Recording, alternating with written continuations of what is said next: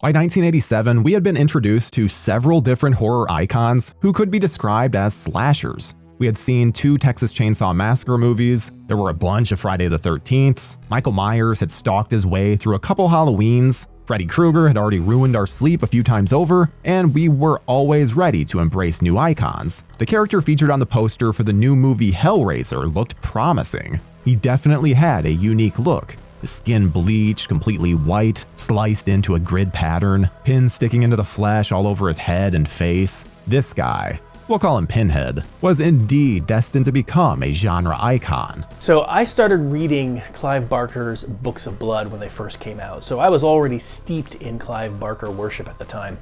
So when Hellraiser came out, I was ready. But while his job involved people getting cut up with bladed weapons, he wasn't a slasher. And Hellraiser turned out to be something different than the horror films that we were used to in 1987. Something deeper, darker, more disturbing, and more disgusting. If Clive went in now to pitch Hellraiser in all its sadomasochistic, transgressive, sexual hooking and chaining glory, I wonder whether he'd get a bite on it. You know, I look at movies that shocked me in the 80s. One of them that I always go back to and talk about is Hellraiser. Another movie that came out in the 80s that I really loved was Hellraiser. The feature directorial debut of author Clive Barker, this film tells a very simple story on the surface, but that story is enhanced by hints at a rich mythology. So grab that weird-looking puzzle box and see if you can solve it. Sure, it may open the gates of hell if you do, but that's what it takes to experience the pleasure and pain as we remember Hellraiser in our 80s horror memories.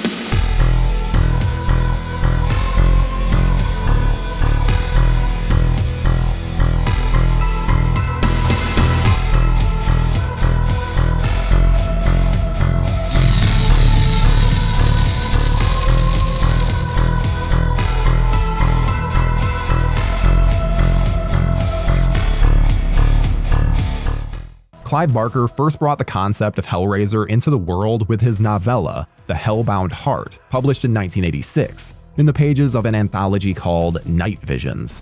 At that time, he had seen just 2 of his stories get turned into films, both directed by George Pavlou. In 1985, there had been Underworld, also known as Transmutations, and 86 brought Rawhead Rex. To say that Barker wasn't impressed with either movie would be an understatement.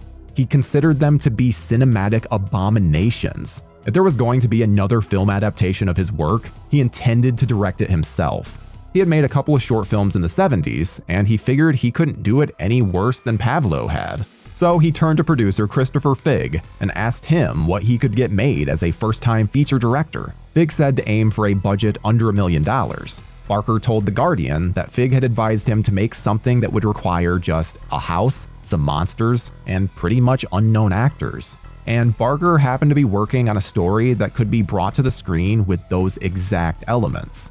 The Hellbound Heart. It was also just the sort of story that he wanted to tell with his first film.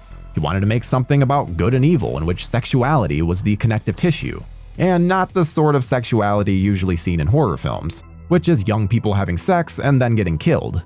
His film would have a sense of sexuality inspired by his time as a hustler and his experiences of going to S&M clubs. He had seen plenty of people get pierced for a sexual thrill. He had even seen blood being spilled in the name of pleasure. That's the type of sexuality that would be at the core of his movie. Listen, I was a dude that was attracted to things, and I knew that some of the bodysuits that were being worn, it was something that I was like, this is fucking cool. Like the leather, the latex, it just felt taboo to me. It felt like a movie that I shouldn't have been watching. Even now, I mean, chains flying out of rotating mirror things with faces.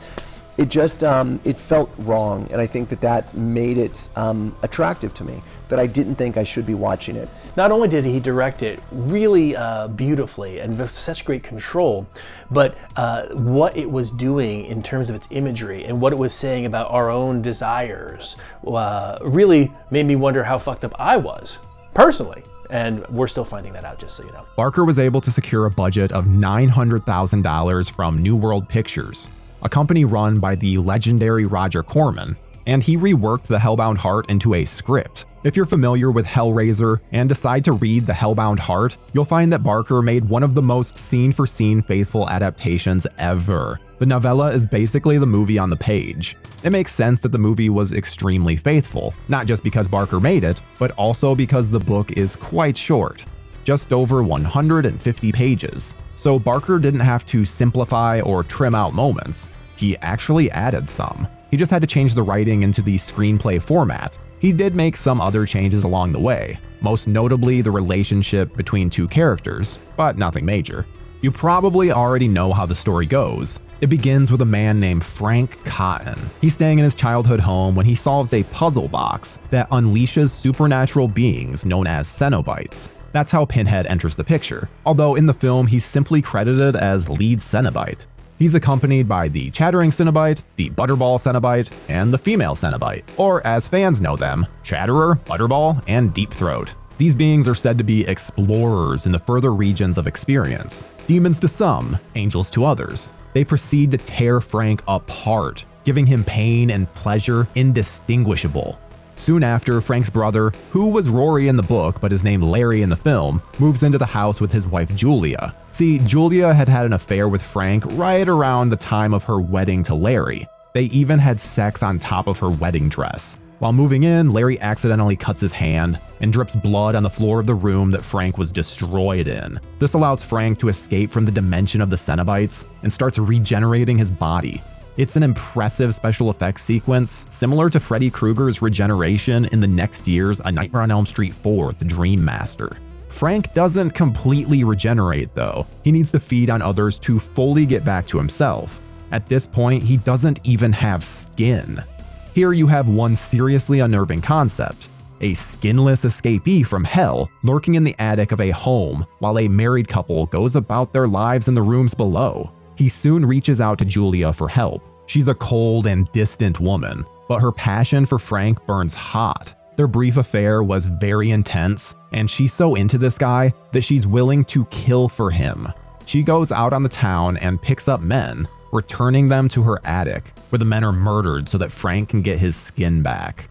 It's quite a twisted love story, but there's trouble in this bloody paradise because the Cenobites don't like it when people escape from them. A character named Kirsty is a mousy friend with a crush on Rory in the book.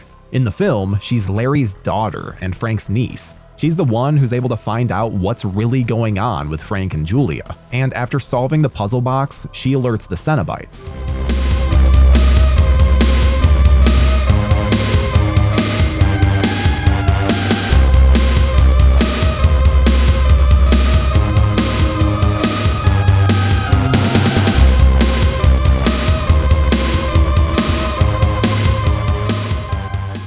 And people familiar with the Books of Blood, and obviously at that point I had a 15-year relationship with Clive's writing.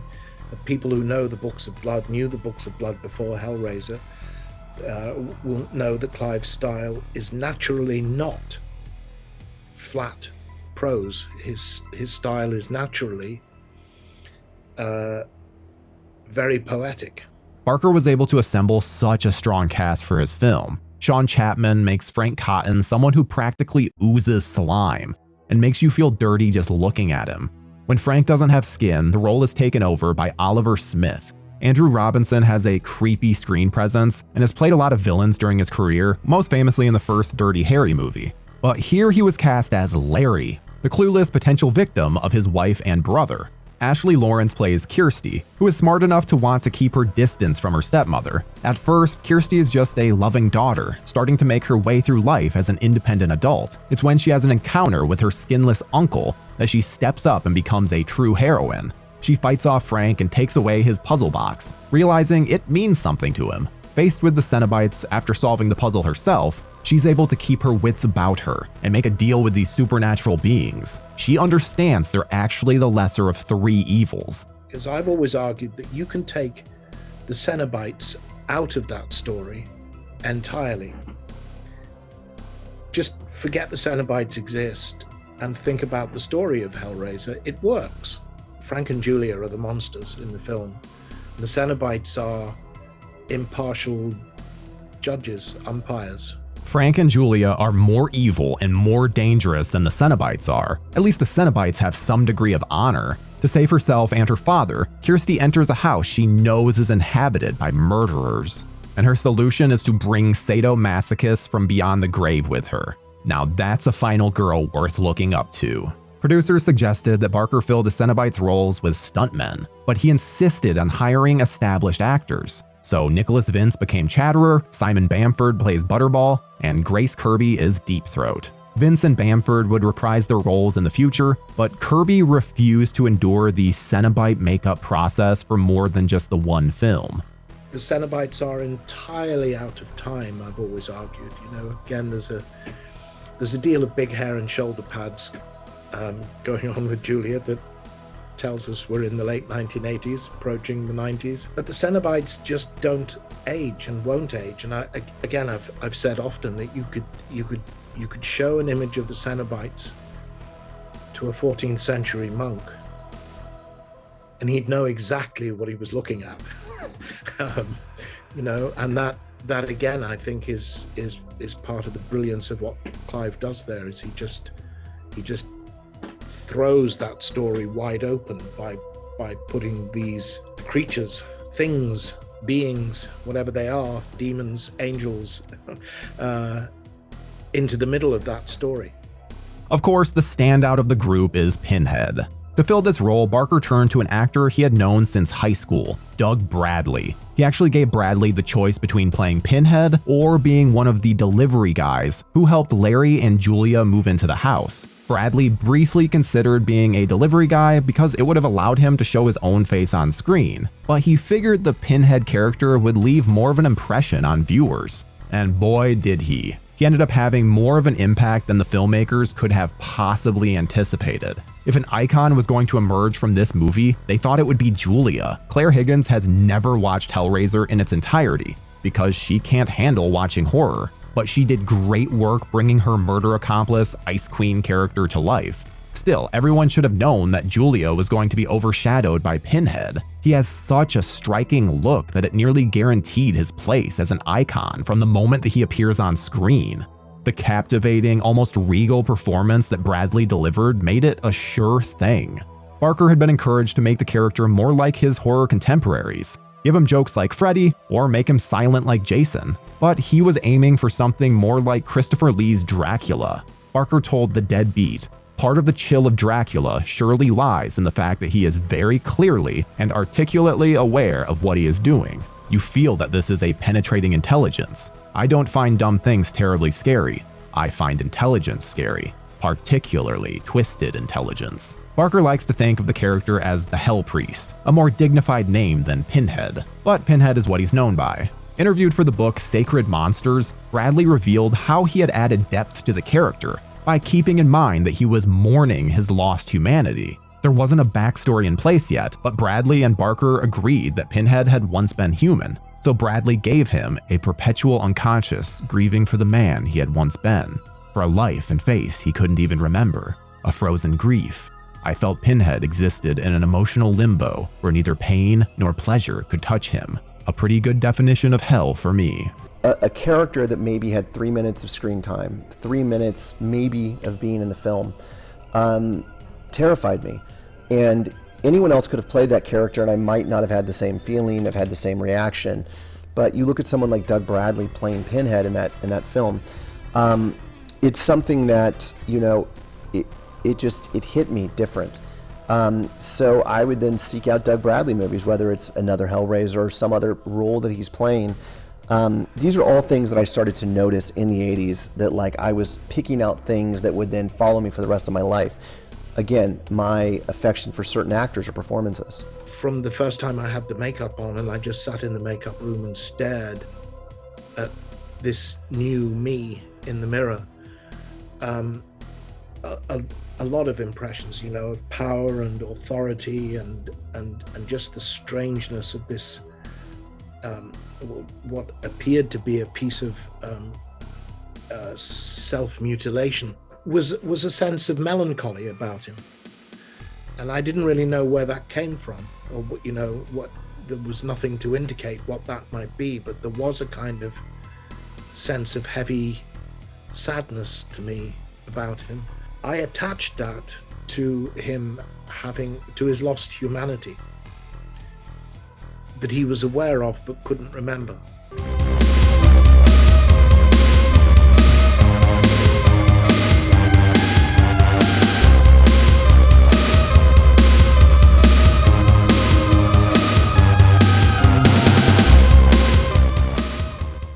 I first saw Hellraiser during the horror VHS renting spree that I call my childhood. I had become a dedicated horror fan around 1987, so this would have been one of the earlier viewings for me, and it troubled me more deeply than many of the other horror movies I had seen. This was something different, more intense, more extreme. The film stacks multiple, creepy, unnerving concepts on top of each other. Nearly everything about it troubled me in some way. The gore, the infidelity, the sleaziness of Frank. The film is enveloped in a thick atmosphere of dread, and it features some seriously screwed up characters. It feels dirty and off-puttingly weird. It was uncomfortable to watch, but that's actually a good thing when a horror movie can make you as uneasy as Hellraiser made me, and still makes me, to a lesser degree, when I watch it now. As a kid, I was even put off by the oddly out-of-place feeling of the setting. And that wasn't even intentional. Hellraiser was shot in England, and Barker meant for it to be set in England.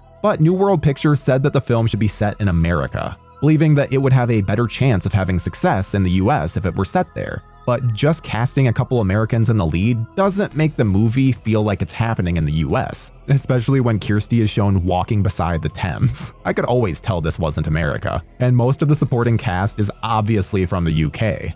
While Higgins and Bradley got to keep their own voices, other characters played by British actors were dubbed, just adding to the overall strangeness. The film doesn't dig very deeply into the mythology of the puzzle box or the Cenobites at all, but what's there is enough to impress as a brilliant original concept. Barker was taking an intelligent approach to his horror story, but he still kept things moving at a good pace, and wasn't afraid of splashing blood, filth, and perversion across the screen.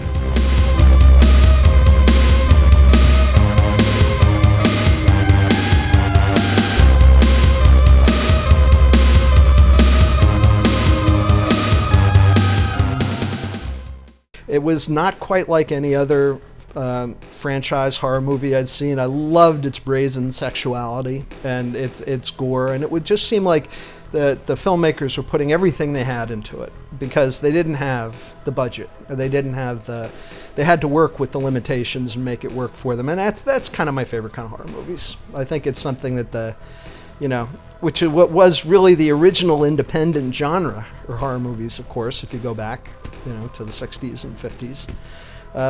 There were some of the best films that came out of it were those. Barker had some trouble with the censors, and sometimes there were disagreements with New World Pictures over things like their decision to set the film in the US and dub some of the actors, or them making Barker replace music by the band Coil with music composed by Christopher Young. However, that turned out well because Young's score is awesome. And it has an incredible score by Christopher Young. I mean, if you ever want to hear a great classic score for what feels like the most elevated Hammer horror film of all time, it's Christopher Young's score. The executives had faith in the project. They even extended the shooting schedule so Barker would have extra time to make the film. Any struggles were worth it in the end. Hellraiser was a financial success, making many times its small budget at the box office. As you probably could have guessed, given the number of other Hellraiser stories that are out there have been many sequels, a reboot, and even comic books. Barker even wrote another novel that features the Pinhead or Hell Priest character.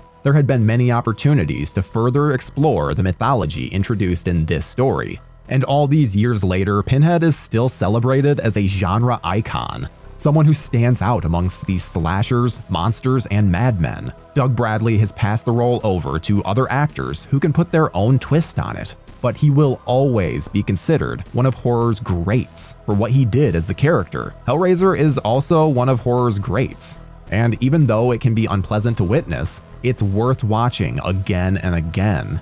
So you can marvel at what Barker and his collaborators were able to accomplish. This film tells a fascinating story, brought to the screen perfectly on a small budget. And Barker made horror history with his first attempt at directing a feature. What do you think of Hellraiser? Do you remember the first time you saw it? And were you as disturbed by it as I was? Leave a comment and share your memories of this 80s classic. I've had the fortune of sitting down with Clive and going up and meeting him in the house, and he took me on the tour of the other house with all the art, and just talking to him about what his own sort of predilections were and his worldview.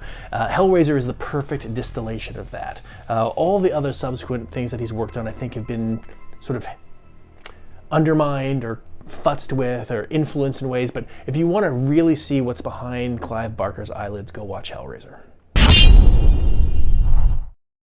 On the next episode, get that 6000 SUX on order and stock up on baby food as we look back at everyone's favorite 80s law enforcer, RoboCop. Until next time, gorehounds. Your move, creep.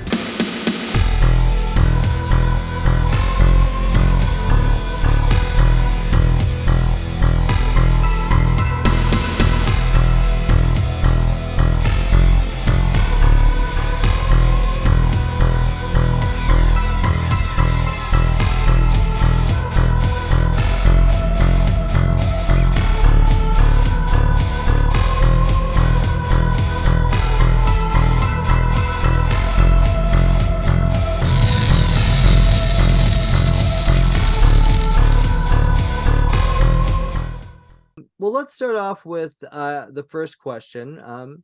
What memories do you have of the 80s horror movies overall? I have to first try and compress my memories into the 1980s. Well, it's the decade of the franchises, I guess. The big five, so to speak, even though Texas Chainsaw Massacre is right at the beginning of the 70s, and Halloween is 79, is 58, I believe, yeah. Nightmare on Elm Street was already up and running. I'm demolishing my own argument here as I go along, but and so was Friday the 13th. So I'm talking out of my backside basically, but it feels as though it was the decade, the 80s into the 90s. I mean, Hellraiser was the new kid on the block, I guess, in that regard. 1987, almost done at the end of it. I think the thing I always feel, and I credit my wife with this because it's something that she feels very strongly, and sort of put the idea in my head originally, but I think it's right. It's the decade of weird. There are an awful lot of strange movies and movies which I think might not happen now. And I've classed Hellraiser in that bracket before now. I've said to Clive that if you went into Dimension's offices now, I mean, he didn't pitch it to Dimension because they didn't exist then. When he pitched Hellraiser, he pitched it to New World, Roger Corman's old outfit. But if Clive went in now to pitch Hellraiser in all its sadomasochistic, transgressive, sexual hooking and chaining glory, I wonder whether he'd get a bite on it, because it feels like the landscape has become a great deal more conservative.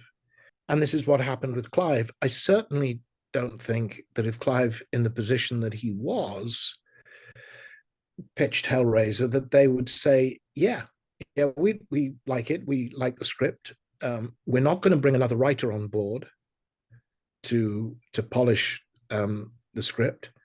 And sure, you can direct it with absolutely no resume behind you as a grown-up movie director. Sure, off you go. Here's the money.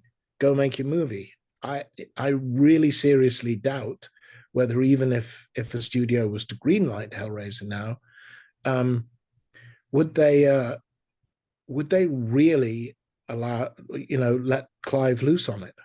I tend to agree with you. Probably not. Probably not. kudos to them that they did. And I've had this. I had this conversation with a director that may not mean a great deal to American audiences. He worked principally in television in the UK. No longer with us, unfortunately.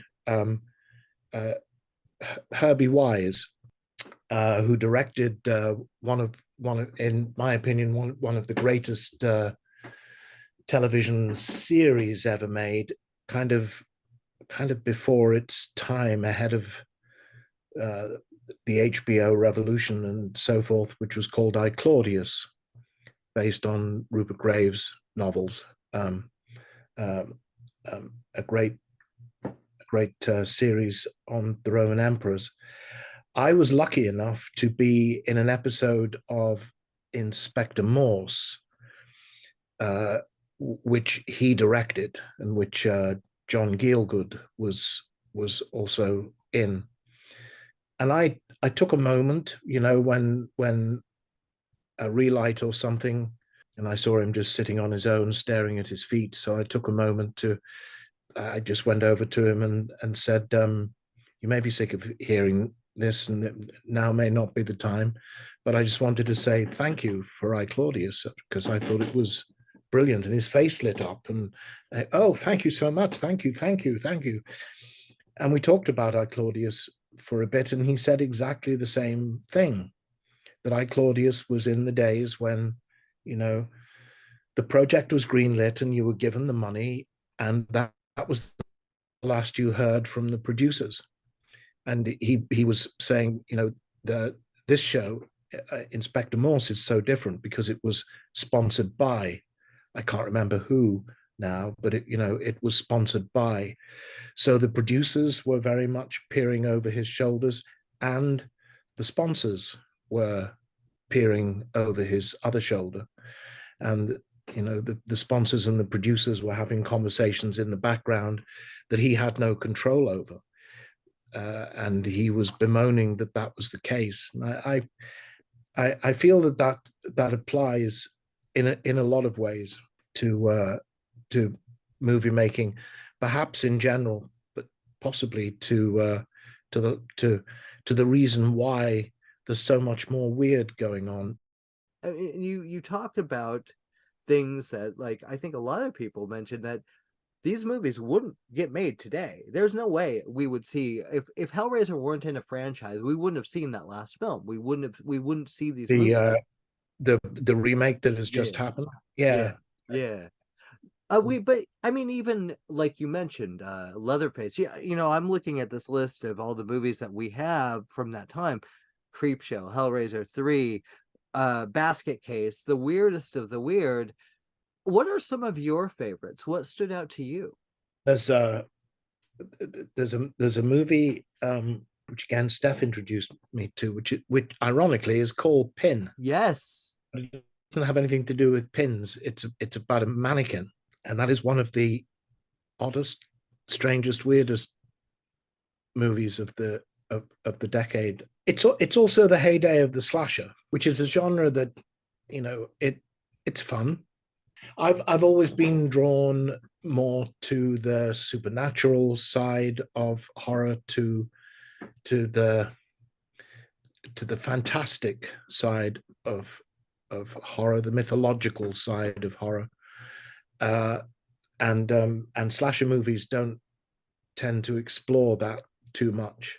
Yeah. But it's a point that I've made again a lot about Hellraiser, which is, I think, one of the many touches of genius that Clive puts into Hellraiser, is that it appears to swim against the tide in a lot of ways of what was currently the fashion, so to speak, in horror movies. But in a way, I think it doesn't, because I've always argued that you can take the Cenobites out of that story entirely. Just forget the Cenobites exist and think about the story of Hellraiser. It works. You still have Julia and Frank's relationship outside of Julia and Larry's marriage, and Kirsty's slightly odd relationship to her father, and the clash between Kirsty and Julia. All of that setup is intact. And you need to find a different reason why Frank died in the house, but that's not too difficult to conjure up. So you still have Larry cutting his finger and bringing Frank back to life. So you still got the skinned man and the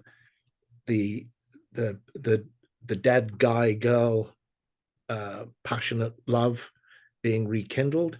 And you've got Julia going out to trawl the bars to bring victims back to the house, to beat their brains out and feed their blood to her skinned lover.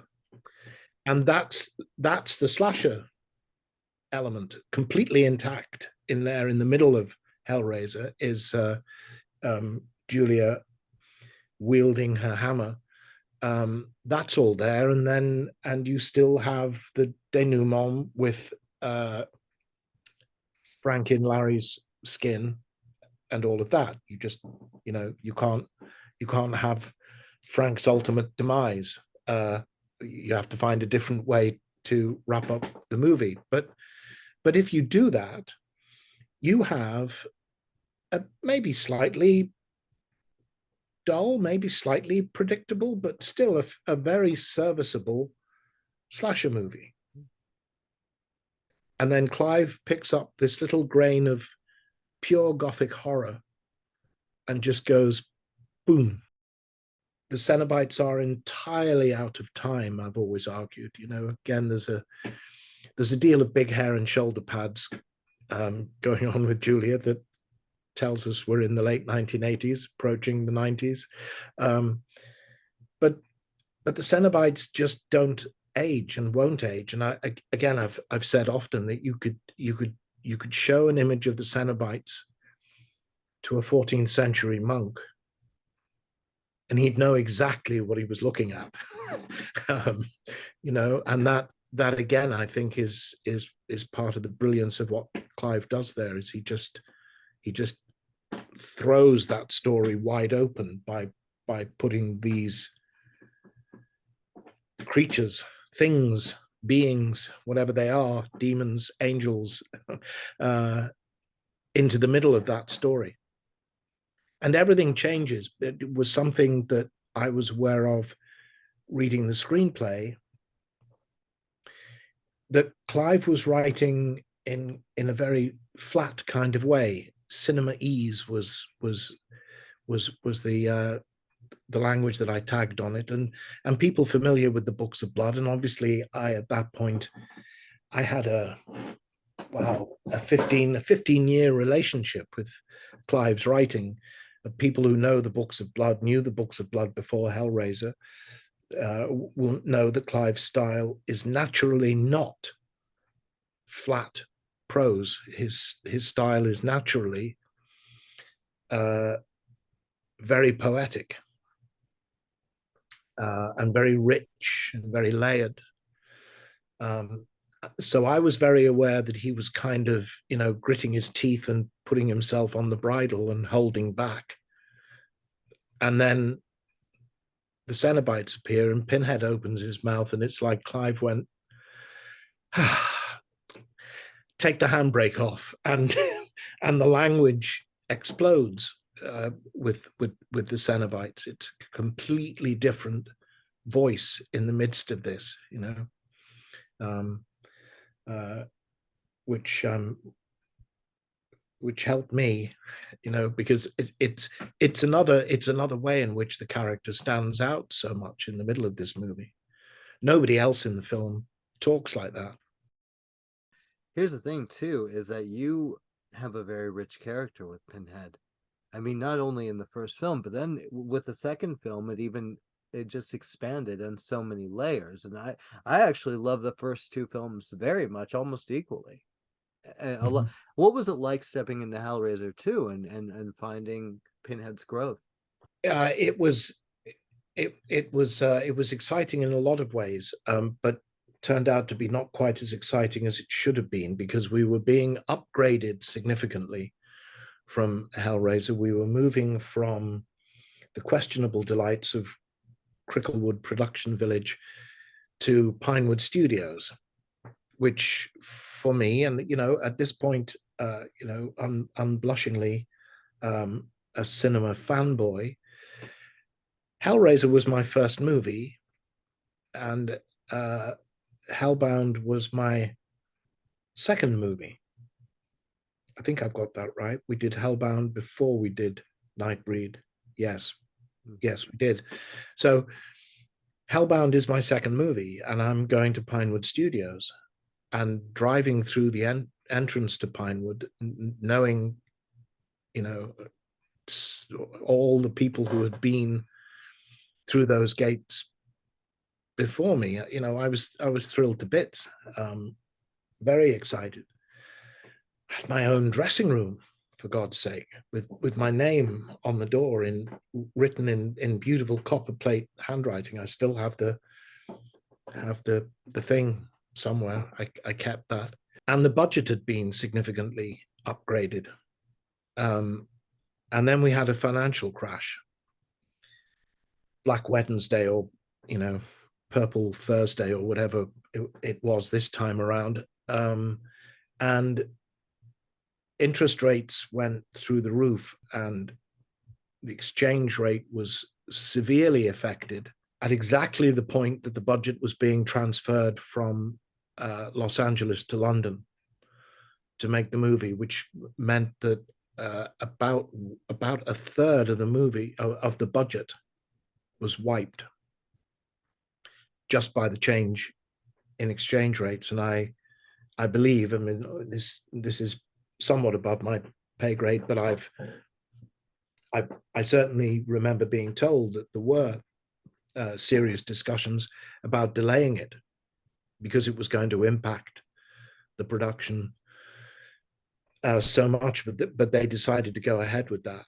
It wasn't as much the upgrade as it might have been, and that impacted me at the beginning of the film, because there would have been 2 additional short scenes before we get to Elliot Spencer in the Quonset hut.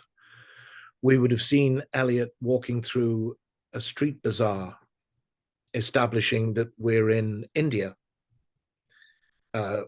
So he would be making his way down, looking for a particular stall or shop or whatever you would call it, finding it and going in.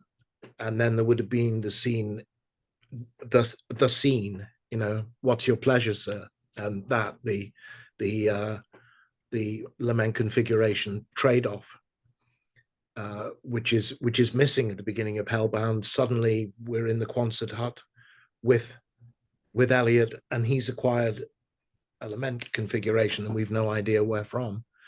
But originally you would have seen him finding where he's going through that classic Hellraiser bartering scene, and then we're in the Quonset hut with him. But because those two scenes they were only establishing scenes, and would have required two separate sets built for them, they got cut, unfortunately. And there was a great deal more that we would have seen in Hell. There's that one great glass shot that dates the movie. A glass shot. There'll be people listening to this going, "The fuck's a glass shot? What's he talking about?" Google it, people. Proper movie making before CGI solved everything for you. Where they're making their way on that perilous maze into hell, with the black diamond spinning in the background with the light shooting out of it. And so there's a lot being promised there about what we're going to find in hell, and then we really don't. Obviously, it was exciting for me just to get to play that character and to answer what was an unanswered question in my head. I knew from talking to Clive before doing Hellraiser that Pinhead had been human once. But that was all I knew. The conversation didn't go any further than that, and Clive didn't offer any more than that. If indeed he'd thought about it or had any answers, which he may not have done at that point. So I didn't know whether, was it last week, last month, 5 years ago, 23 years ago, 100 years ago, 1,000 years ago, 10,000 years ago. No idea. I always had a kind of, amongst a lot of sense impressions that I gained from the first time I had the makeup on, and I just sat in the makeup room and stared at this new me in the mirror. A lot of impressions, of power and authority and just the strangeness of this, what appeared to be a piece of self-mutilation, was a sense of melancholy about him. And I didn't really know where that came from, or what, there was nothing to indicate what that might be, but there was a kind of sense of heavy sadness to me about him. I attached that to him to his lost humanity that he was aware of but couldn't remember. I was certain that he didn't, as I didn't know the answer to the question, who was the human being who became Pinhead? I don't think Pinhead knew the answer to that either. And I use that also to make sense of his fascination with human beings. Why is he so interested in them? He's not really. I mean, he's not the monster in the film. Frank and Julia are the monsters in the film. And the Cenobites are impartial judges, umpires, almost. But it's clear that Pinhead has a lot of fascination with people. And that it made sense to me to that. So it was cool at the beginning of Hellbound to suddenly go, oh, okay. That's what it was. All right. That's cool. And it's a very rich place for him to have started from. Who are some of the other filmmakers from that time that stood out for you? Because we have so many that kind of found their ground, whether it's Wes Craven, John Carpenter, Tobe Hooper, from that era, and after. Who are some of your favorites, and what were some of your favorite work that they put out? Very much John Carpenter. Halloween, I think, is not only the first Halloween movie. It's not only a great horror film. I think it's a great piece of filmmaking. Full stop. In or out of the genre. And Assault on Precinct 13. Marginally a horror film, but that's a big personal favorite of mine. It's a Western almost, really, I think.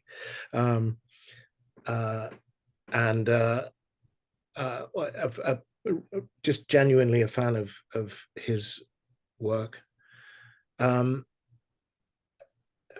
Wes certainly, and I was able to meet John briefly at he came to the National Film Theatre in London to do a Q&A. I met him briefly afterwards, which was very cool, and came close to working with him on the proposed but ill-fated Hellraiser Halloween crossover, which happened right after Freddy vs. Jason was released. As of course that movie stomped all over the box office for the first 2 weekends that it was released, and of course Dimension owned Hellraiser and Halloween, and they wanted a Halloween crossover, as it was being generally referred to. I had a couple of phone calls with Clive about it, and so I'm basing this on what he told me, which was that he had said he would write it if John would direct it.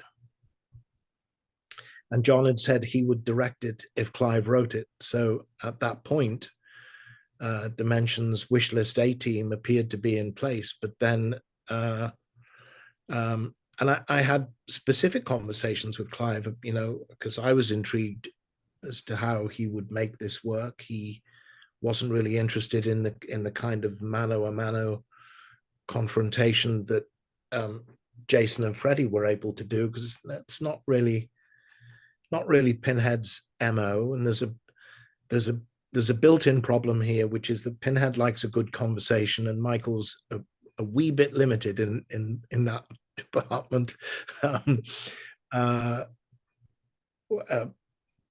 What Clive was interested in was where does the Halloween landscape mesh with the Hellraiser landscape? Where's the no man's land where these things intersect?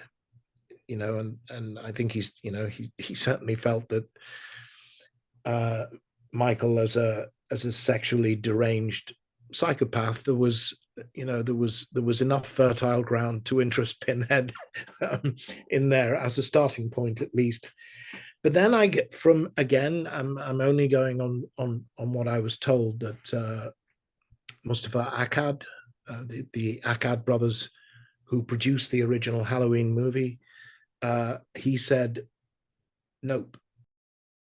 The remake of Nightmare on Elm Street, one of the things that makes the original Nightmare stand out so much is, I mean, it's a weird movie, and almost everything seems to be off in one way or another in that movie. There's an awful lot that's just not quite right in a very good way.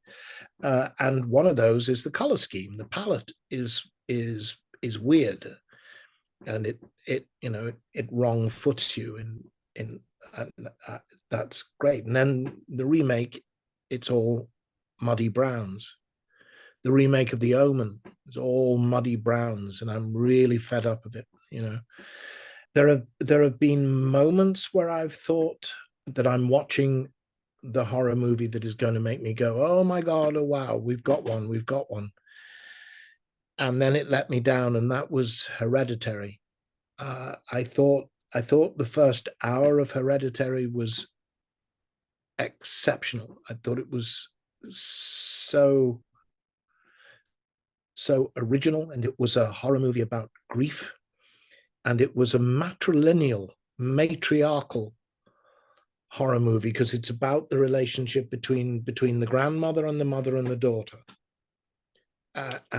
And I thought that was great. I loved the creation of the miniatures, recreating events in life in the miniatures, and I thought this is wonderful. I wonder where you're going with that. The teenage son taking his younger sister to the party and telling her to go and amuse herself while he goes off to do teenage guy things. From that moment to him waking up in bed the following morning, listening to the sound of his mother screaming, is just brilliant. And at the end of it, I realized I hadn't really breathed through it all. It was suddenly a kind of, oh, what have you just done? And I loved it. And Lynn Shay arrived, and it's still a matriarchal thing with, you know, her playing the mystic medium. And then it changed. It turned into Rosemary's Baby, and it became patriarchal. King something beginning with P. I can't remember the name. It all became about him, and Gabriel Byrne was bursting into flames all over the place, and I didn't know why. And all the miniatures got burned, and I thought, oh no, oh well, there's that exciting idea gone poof. That's okay. Forget that. And although visually the ending was superb, I felt it just let me down.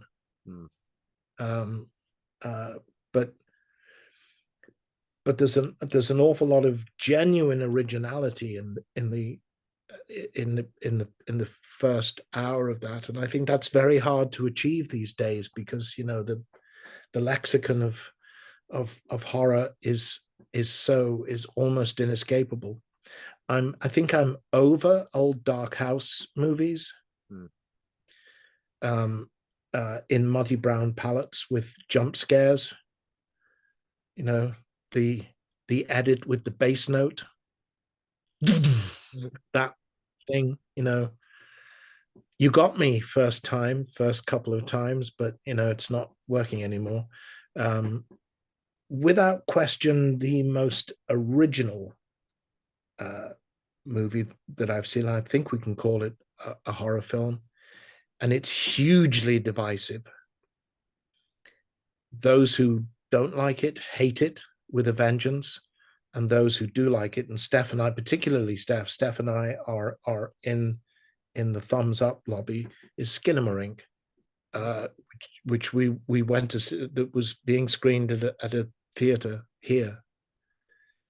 Such a brave piece of filmmaking. I mean, the kid made it on. I've forgotten his name. I can't make it stick in my head. He made it $15,000 or something, I think. And on part of the reason that the people who don't like it hate it is, now I just shot a movie called The Exorcists in LA, and this came up, and the director went on a rant about what a terrible movie it was. Nothing happened. Yep. No, you're right. Well, I'm not sure you are right. And for long periods of the film, you appear to be looking at a blank screen. It isn't ever quite blank. It's kind of it's very hard to talk about it without spoilers, which it will sound like a very strange thing to say about a movie in which ostensibly nothing happens. But in terms of the approach to the subject and the way that he chooses to tell what I think is a clear linear story is so radical. I've certainly never seen anything like it. I mean, it's more like something by the brothers Quay, maybe, although it's not an animated film, but something like that. Or their live action movie, Institute Beniamente, from way back with Mark Rylance. Very, very slow paced movie in which not much happened. I loved it. And it reminded me more of that, though there are genuinely long periods in the movie where you appear to be looking at a blank screen and you're only hearing occasional voices and noises off. But kudos to him. Other recent standouts for me, The Witch, I thought was brilliant, and again it stepped off to one side from where we tend to be now. But that's my feeling about the landscape at the moment. It's dulled, but there are occasional, bright moments.